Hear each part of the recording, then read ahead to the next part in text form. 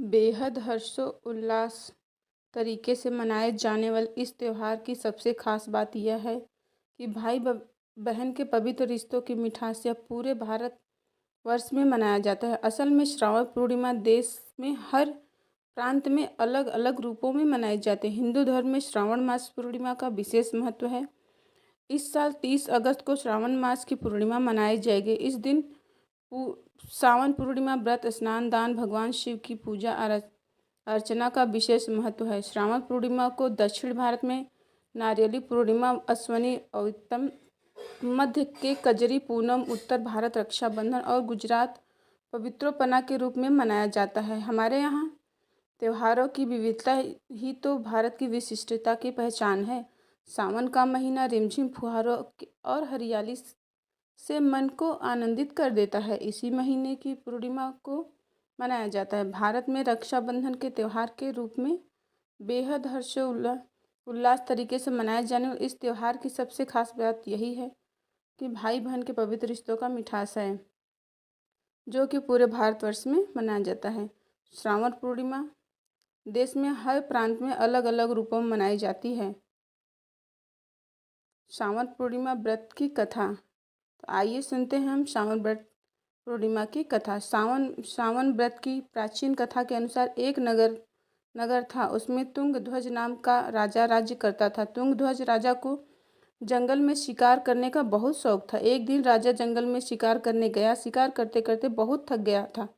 थकान दूर करने के लिए एक बरगद के पेड़ के नीचे बैठ गया। वहाँ उसने देखा कि काफ़ी सारे लोग इकट्ठा होकर सत्यनारायण भगवान की पूजा कर रहे हैं। राजा को स्वयं पर इतना अभिमान था कि न उसने भगवान को प्रणाम किया, न वन कथा में गया, न ही प्रसाद देने पर भी न खाकर अपने नगर को लौट आया। नगर में आकर राजा ने देखा कि दूसरे राज्य के राजा ने उसके राज्य पर हमला कर दिया। राजा ने अपने राज्य का ऐसा हाल देखा, तुरंत समझ गया कि सत्यनारायण भगवान और उनके प्रसाद का निरादर करने से ऐसा हुआ है। अपनी भूल का आभास होते ही राजा दौड़कर वापस उसी जंगल में बरगद के पेड़ के नीचे आया जहाँ लोग भगवान सत्यनारायण की कथा कर रहे थे। वहाँ पहुंचकर राजा ने प्रसाद मांगा और अपनी भूल के लिए माफ़ी मांगी।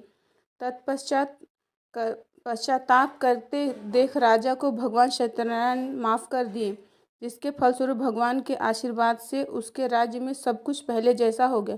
भगवान सत्यनारायण की कृपा से राजा लंबे समय तक राज्य संभाला और स्वर्गलोक को गमन कर गया। मान्यता है कि सावन पूर्णिमा की कथा पढ़ते सुनने मात्र से मनोकामनाएं की पूर्ति होती है। कहा जाता है कि यह कथा वाजपेय यज्ञ का फल देने वाली है। रक्षाबंधन के दिन श्री सत्यनारायण भगवान की कथा का रसपान करना बहुत ही विशेष फलदायी शुभकारी होता है, इसलिए आज के दिन इस कथा का रसपान जरूर करें। चलिए सुनते हैं श्री सत्यनारायण भगवान की दूसरी कथा। एक बार योगी नारद जी ने भ्रमण करते हुए मृत्युलोक के प्राणियों को अपने अपने कर्मों के अनुसार तरह तरह दुखों के परेशान होते हुए देखा। इससे उनका हृदय द्रवित हो उठा। बीड़ा बजाते हुए अपने परम आराध्य भगवान श्री हरि विष्णु के शरण में क्षीर सागर पहुँच गए।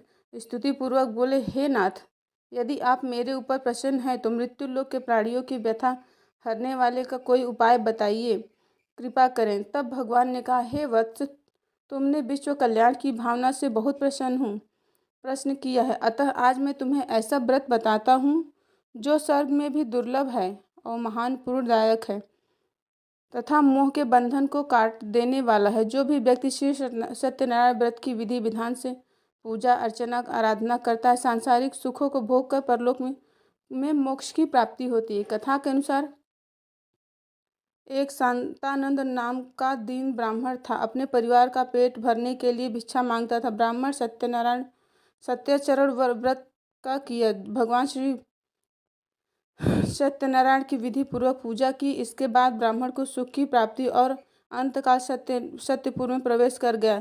ठीक इसी तरह एक काष्ठ विक्रेता भील व उल्कामुख भी निष्ठावान सत्यव्रती थे। ये भी सत्यनारायण की विधि पूर्वक पूजा करते थे और यह व्रत करके इन्होंने दुखों से मुक्ति मिली। तो बोलिए सत्यनारायण भगवान की जय।